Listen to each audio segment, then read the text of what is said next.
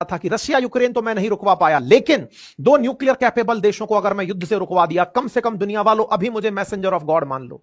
है, इसकी भी फिल्म बन जानी चाहिए राम रहीम की तरह। ऐसे में फिलहाल के लिए इस मसीहा के दिमाग में जो तभी दिमाग था ना कि अरे भाई साहब अपन तो एकदम सटल वे में निकलते जा रहे हैं, दुनिया में शांति लेकर आ रहे हैं, हमने उसका वो ख्वाब तोड़ दिया।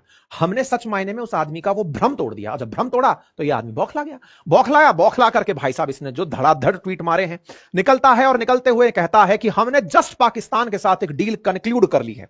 इंडिया मतलब पाकिस्तान के साथ डील कंक्लूड करी है, हम इनका तेल निकालेंगे, माफी चाहता हूं, इनके देश में से तेल निकालेंगे।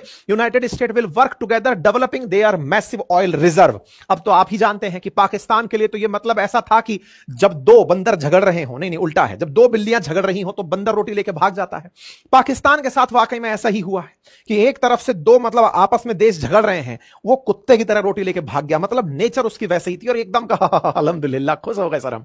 ऐसे में शहबाज शरीफ का ट्वीट आता है कि जनाबना हमें पता ही नहीं था, हमसे डील हो गई है, वाह हम खुश हैं। ये बात असल में आप इशाक डार का अगर देखोगे, Pakistan conclude deal with US, अल्हम्दुलिल्लाह, इनको मतलब यकीन ही नहीं था, अच्छा हमारे साथ भी डील चल रही थी, हमें पता ही नहीं है। इनको मतलब क्या हुआ, दो देशों के बीच की दुश्मनी का लाभ जिसको मिला वो पाकिस्तान है। खैर इनका तेल निकलेगा हम देखेंगे, लेकिन कुल मिलाकर बात यह है कि पाकिस्तान का अभी तेल निकालने वाले देशों में कहीं लेना देना नहीं है। लेकिन